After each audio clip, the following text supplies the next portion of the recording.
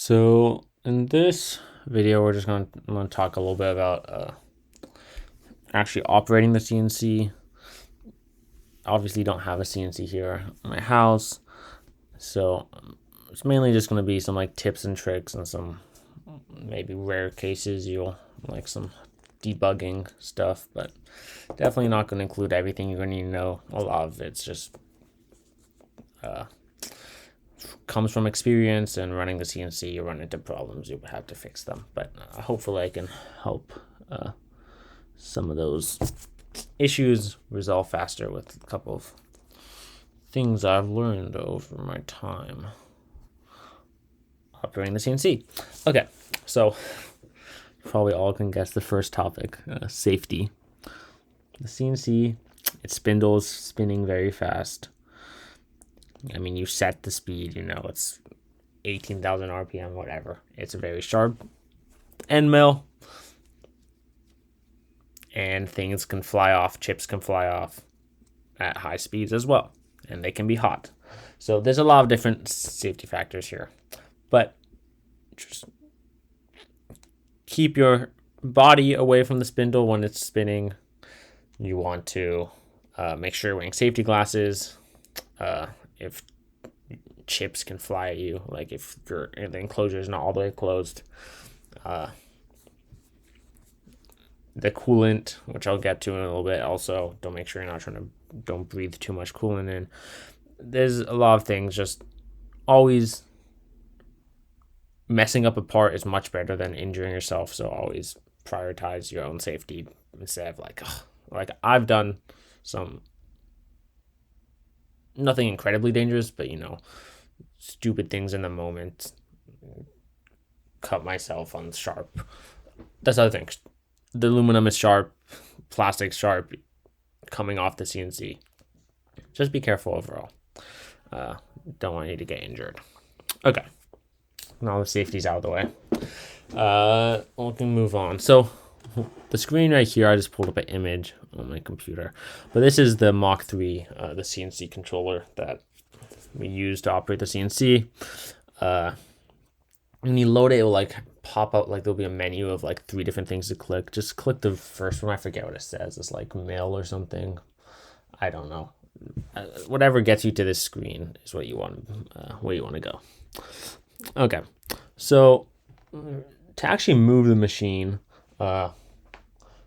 you can hit tab, and if you hit tab, then another controller pops up on the side, and then then you can go plus X, whatever, move the different axes, and then also you can adjust the jog rate, and that's how fast the machine moves when you click the axes. So it's at 100% by default, I believe, and that means it moves as fast as it can. And then sometimes, and I'll get into them in a little bit, but you're gonna want to lower that to be 10%, or you can even go to 1%, and that's how you can control how fast the machine moves when you're just manually moving it. So there's also a CNC controller that is connected, and this is not the exact one we have, but it looks similar enough that I'm just going to have it here. Basically, you can also move the CNC with this. It has some other buttons, the reset button, stop, play. So that's starting the toolpath. Everything else, some of the buttons, you should probably figure out what they do. Some of them will actually move the machine to a preset spot, and sometimes you don't want it to move to that spot. It's going to break the bit if it tries to move there. So just try to know what buttons you're pressing. Don't just button mash if you're not sure what's happening. Okay, so you can move the machine, and then you usually want to move the machine. I mean, there's many things to move the machine, but one thing is you want to zero the axes when you're about to cut a piece, and that's because you have set the origin for the stock in Fusion 360. And one thing I didn't mention then, I was thinking about, is just when the box point should always be on the top of the stock, because then we just zero on top of the stock instead of zeroing to the table. It makes more sense. Anyways, when you zero the machine, you want to zero that point relative to the stock. So you go into that corner, which by default you should set as your the left hand side, and then the bottom, the side closer to you. So you want to bring it over there machine over there. You can set the X and Y, and then you can zero the Z. And hopefully I'm get the auto tool 0 working again. If the auto tool 0 is not working, you can always basically you can set the jog rate down to like 1%, then bring it down until it just touches or just above touching. You can also like do a paper test. It's fine. You're not going to really damage the tool bit that much if the end mill, if you just bring it down very slowly and just barely touch it, and then you can zero it there. So sorry, you can see these 0 buttons, so you can zero them here. You can also zero on the controller. Just click the 0 and it will zero the axes, and then it'll say 0. And then all your axes are 0. So for the auto tool 0, there's a little probe and a little clip. So you just take the auto tool 0 probe, you put it underneath the tool, and then you clip the little clip onto the end mill, and then you hit the auto tool 0 button that's here, and then it will automatically go down, touch the pad, and then it will complete the loop. So it's just running a little electrical current through it. Once it completes the loop, it knows where it is, it knows the height of the probe, and it automatically sets 0. So that's another way to do it if it's working. We're having some issues, so we weren't using it that much this season. Yeah, so you should always zero it relative to whatever it is in Fusion 360. Follow however you set it up there, and then when you switch tool bits, like if you go from drilling to a different tool bit, you're gonna have to swap the Z height, right? Because the height from the stock's different, but you should never change the X and Y location, because the X and Y coordinate plane should always be the same. And on that note, just one common mistake that I make, especially towards the beginning, is I always, from all my 2D math classes, whatever, always imagine Y as the plus and the up down, and then X is side to side. So sometimes I would, when trying to actually move the machine up, would press Y and then actually move it forward or backwards, which if your drill bit's in a hole or something and you do that, it's just going to break. So just take your time.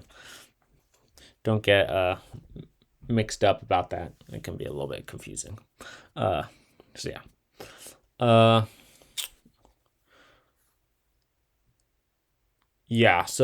that was all. Like, that's for zeroing it if you're going to just like have some random plate of stock on the bed. For tubes, it's going to be a little bit different, because I should say for the plate stock, you kind of get to the approximate location. It doesn't have to be the corner of the stock, and you probably want to be inside, because it's probably going to be a screw at the corner. You just don't want to try to mess with the screw, so you probably want to be inside of the screw, if that makes sense, past it, so the machine won't cut it. It kind of depends on how it's set up in Fusion 360, but you just try to make sure that the contour or the pockets will never cut a screw, because that can cause some problems. But when you try to do tubes, that's a little bit different, because you need to really zero exactly on that corner of the tube, because that's the exact zero for that's set in Fusion 360. So there's some methods like edge finders and stuff, but I've actually found them not to be reliable, or something to be off. I couldn't really figure out what's wrong. I mean, I don't think it's the edge finder's fault. The edge finder basically just, you spin it and then it goes to the edge, and when it pops over, you have like a set radius. You can like look up a different video. I'm not going to go through the whole explanation, but how I do tubes, how I found to work the best, is set the zero by lining up centered for both the X and Y, and then set the Z height. And then you have a test hole, which is centered in the tube. You drew the test hole, and you take the two measurements of both sides to the edge of the hole. And then based on those measurements, you know which way, if any, that the CNC, that the origin that you've set has to move, so that's actually centered. So it's, I wonder if I can like pull up some little drawing here. Well, let's not just don't need to show all my notes. can I draw on this?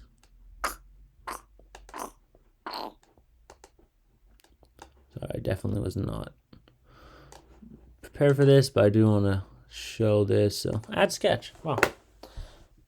Add sketch with Demo's iPhone. Oh, can you see it though? Let me try that again.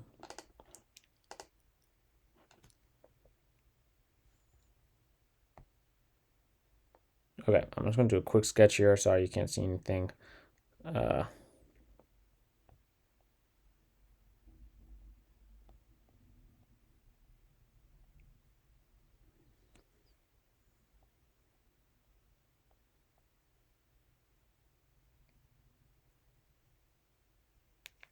Okay, it's a very rough sketch, but basically in this scenario, it's not very accurate, but this is 1 inch long. You have the hole that's supposed to be centered, but in reality, when you measured it, this is 0.75, so 3/4 inches from this side to the edge of the hole.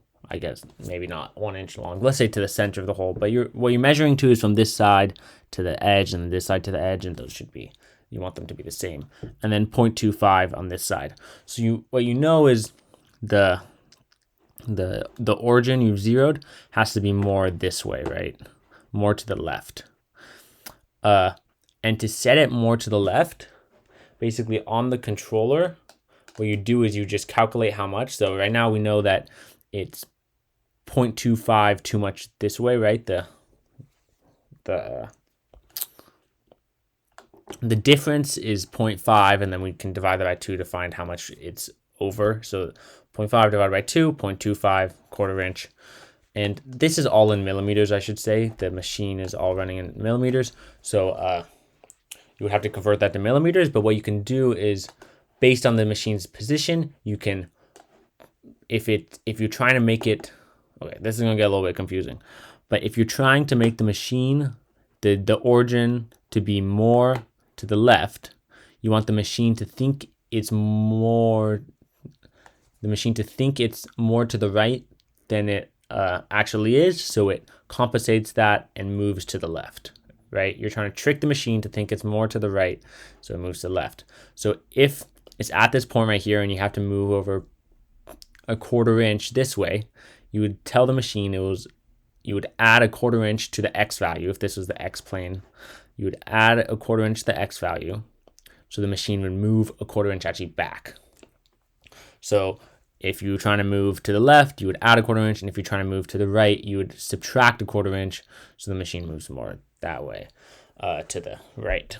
So that can be a little bit confusing, and sometimes I just have to draw it out because it's like trying to figure out which way I'm moving it.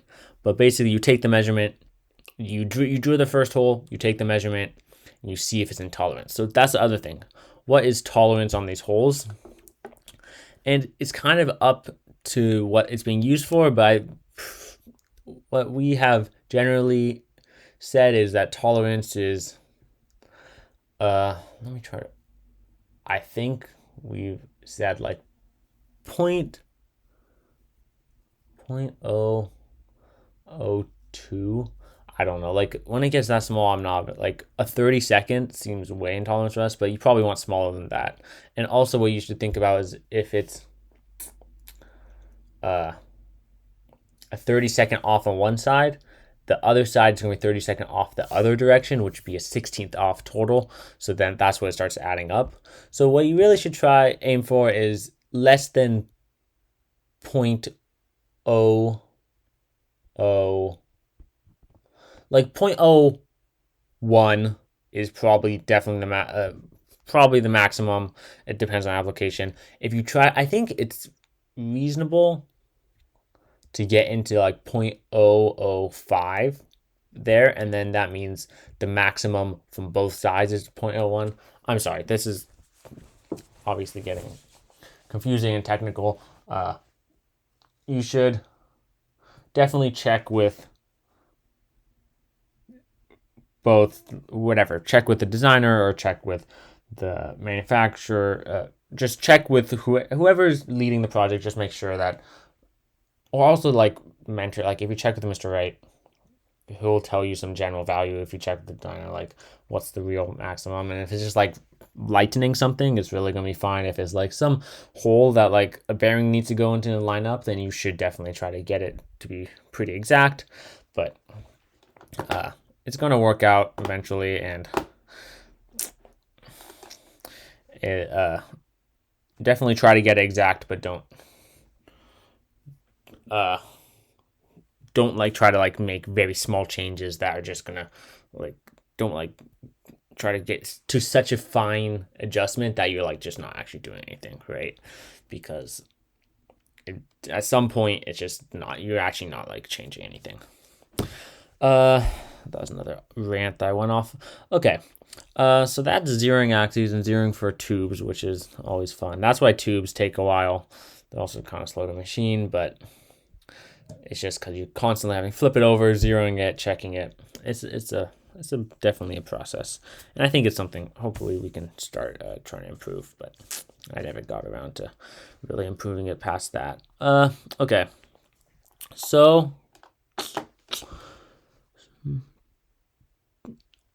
Okay, so I'm just gonna go quickly through G and M codes.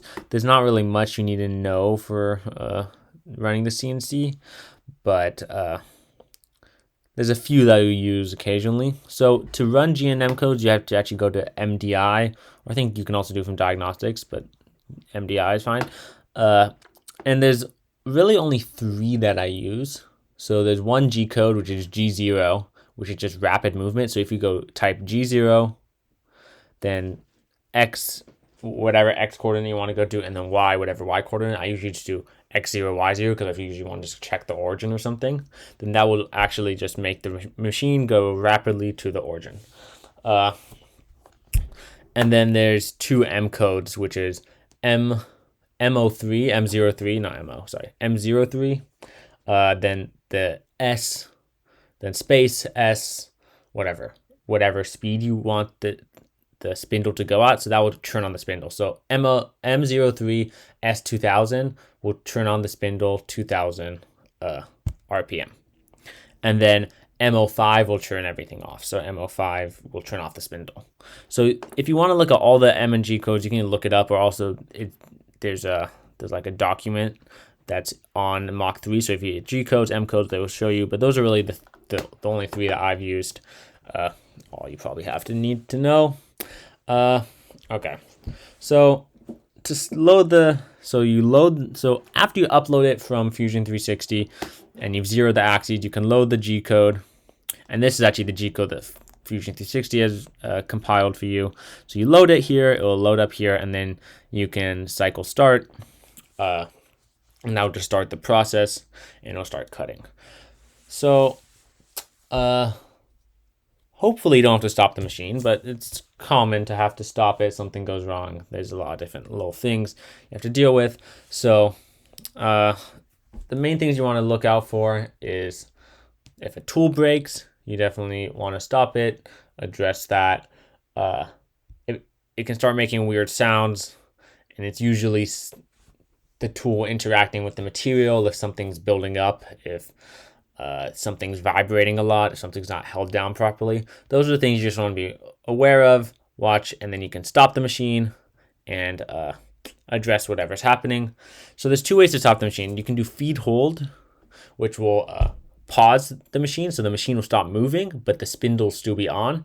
And that's if there's some little thing you might need to check out, or there's something not close to the spindle, then you can do that, and then you can just start it again, and it's pretty easy. But then if anything else is wrong, or you're going to have to you put your hand near the spindle, just stop the machine. If you hit stop, everything will stop. It will be safe to go by the machine. You can address whatever problems happens, and then you can restart the code from where it is. So you can look at the line the code is on, or you can move to a different line by selecting the line. It's pretty self-explanatory. Kind of select the line, and then you can hit where's run. Run from here, you can hit run from here, and then cycle start, and that will start the spindle up again. I believe if you do run from here, it'll start the spindle up again. Yeah. So that's how to stop and start the machine again. Do not be afraid to stop it. It's better to be safe than sorry. Okay. Another thing that the machine can do, the machine can lose position. So sometimes this is obvious, sometimes it's your fault that it loses position. Basically, that what that means is it doesn't know where it is, or it's lost its origin, right? It thinks it's somewhere else, or it thinks the origin is somewhere else than the place you set it. So then now it's cutting in the wrong place, it's making holes in the wrong place, right?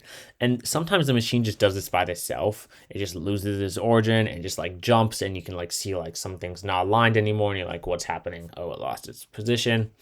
Other times, I don't know, like you restart the machine and you accidentally move it, or something else happens and you lose position.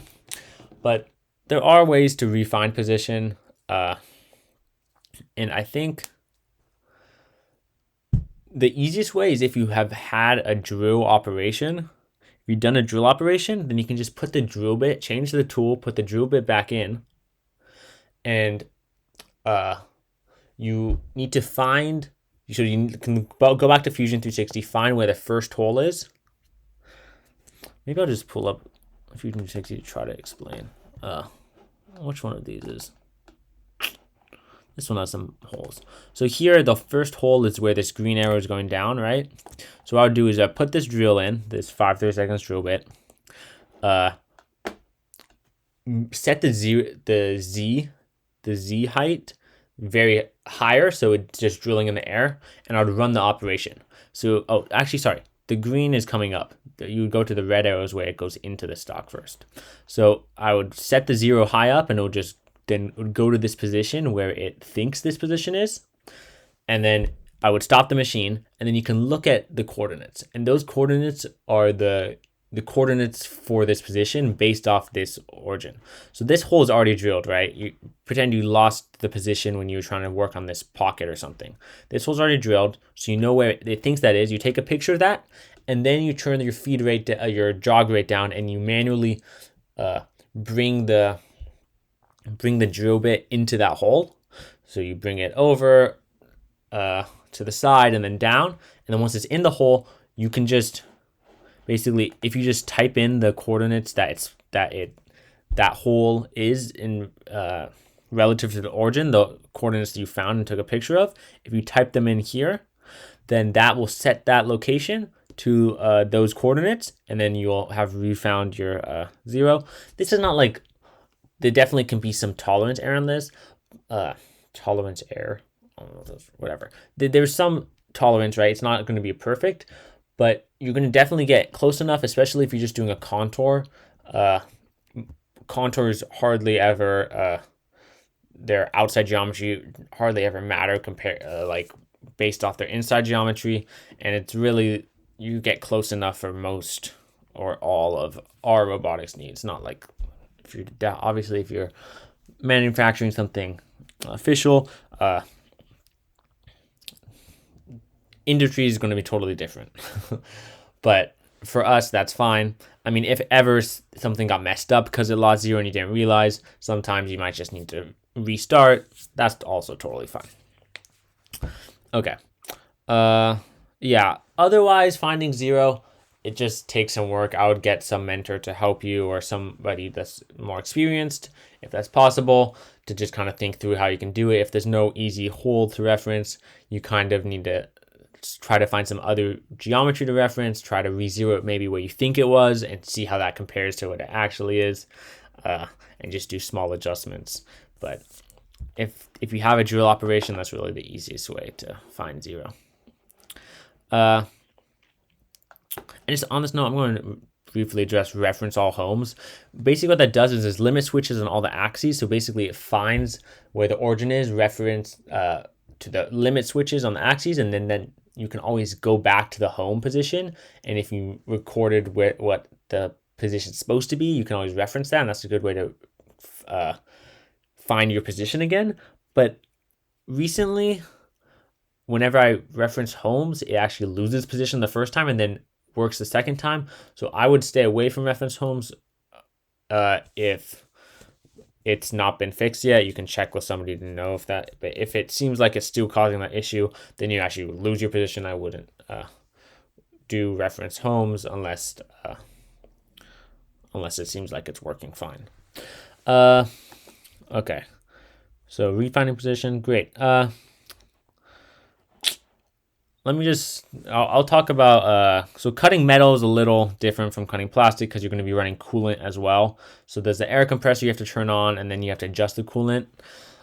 You really want just like, you want a little misty. A good way to tell how much is the amount that should be coming out, if you just like put it close to the surface of whatever the metal, you can just see, you don't want like a big puddle, you just want like some mist that's going to evaporate pretty quickly. And currently we're using this like kind of oily mixture of some oil and water, though we started kind of maybe experimenting with isopropyl alcohol and seeing if that would work. That would evaporate much faster, and the current coolant we're using kind of lingers in the air, and it's probably not great to breathe in, so you kind of have to be a little cautious about that. Open the windows and hopefully figure out some better system. But if we switch to isopropyl alcohol, maybe that's better. Kind of experimenting with that. But main thing is just you don't want too much coming out, but you also don't want too little. You need to cool the bit when it's cutting metal. So to be kind of cautious, you might want to go a little more if you're ever unsure, but also you don't want to too much will kind of ruin the bed if it gets all oily. So just, it's kind of a fine balance. And also with the air pressure, with the air tank, it fluctuates in pressure a little bit, which causes a fluctuation in the amount that's coming out. So you kind of have to adjust it semi-frequently when using the coolant. So there's two knobs, one for the air pressure, which just like you put the air pressure on max, and then you can adjust the amount of coolant that comes out is usually the best way to do. If you want to actually adjust the air pressure, you can adjust at the regulation on the compressor. Okay, and now, so I want to try to go through with just like debugging the CNC, because you always just run into issues. I don't remember all the issues I've encountered, but there's definitely a bunch of different things, and I'll just try to help with some of them if I can, if there's stuff I've encountered. Something that's been happening frequently is like the spindle just won't start. I'll just start by saying the best way to debug is kind of just, if you stop everything, take a picture of your position, right, and then just like restart the program, restart the CNC. That can work through a lot of issues. Sometimes if issues are persistent, like the spindle not starting is one that we've encountered recently, we've had to go to this diagnostics tab over here, and I think we were able to like mess with something, I forget exactly, but I think if we just typed in the M code and we might have messed with something else, we were actually able to just get it started again, and it seems to be working fine. So this diagnostics tab will always show you some stuff. If some like sometimes junk, like little chips or whatever, will get stuck in the limit switches, and then it will stop the machine from moving, because if the limit switches go off, the machine thinks it's at its limit and won't move anymore. So if that ever happens, you can go to diagnostics, and it'll show you what limit switch or what limit is getting hit, and then you can try to debug it from there. Other things, sometimes the spindle just doesn't seem like it's going up to speed. I will say a lot of errors that you might blame on the CNC are actually little issues that you created when making the toolpath in Fusion 360. So you should always also check your toolpath, make sure that's correct. Yeah, sometimes it doesn't seem like it's going up to speed, and I think that was usually some issue with Fusion 360. I don't remember ever finding anything wrong with any issues with the controller. I will say there's also like a separate controller on the actual box below the CNC for the spindle, and sometimes that has an error, and then you have to turn off the spindle, and then reset the spindle. So I'll just talk about the box a little bit. The box has an on-off for the machine, and then on-off for the spindle, and then an emergency stop. So the emergency stop is usually off when we turn it off, so on when we turn it off, so you have to twist it to release that, so then you can turn on the machine. And then you turn on the machine, both the spindle and the machine, you want to turn on both of them. There's also a separate coolant that you need to make sure is plugged in. So there's a coolant for the spindle. So there's coolant for the end mill when cutting metal, but you always need coolant for the spindle. That actually is just a pump that's on a bucket. So there's something they should plug in, and make sure you always plug it in before you start CNCing. That sometimes people forget that, and you just don't want the spindle to overheat. You don't want the motor to burn out.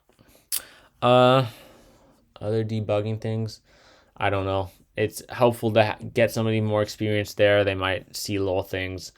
Definitely, the CNC can throw a lot of little problems at you, and some of them just end up kind of going away, and you never really find the answer. Other ones, you figure it out, and you're happy. I don't know. Yeah, always fun times running the CNC. I hope you enjoy. Okay, sorry. One more thing. Just talk about the wood shop. I'm not going to get really into the wood shop too much, but I'll just say that the woodshop CNC obviously uses a different interface than this. There's similar setups. It has an auto tool 0. You have to 0 axes. A lot of stuff is similar. The first time you use it, definitely go with somebody who's used it before, or a mentor, Mr. Wright knows how to use it, or you could talk to a woodshop person. It is in inches, not millimeters, so don't get confused about that. Anything else? Yeah, it's just a different setup. There's like different controllers, different system of having to start it. So definitely I'm not going to get into it, but have somebody go through it. But overall, how it works is similar, and a lot of skills transfer over. So you won't be totally lost. All right, well, I hope you have fun.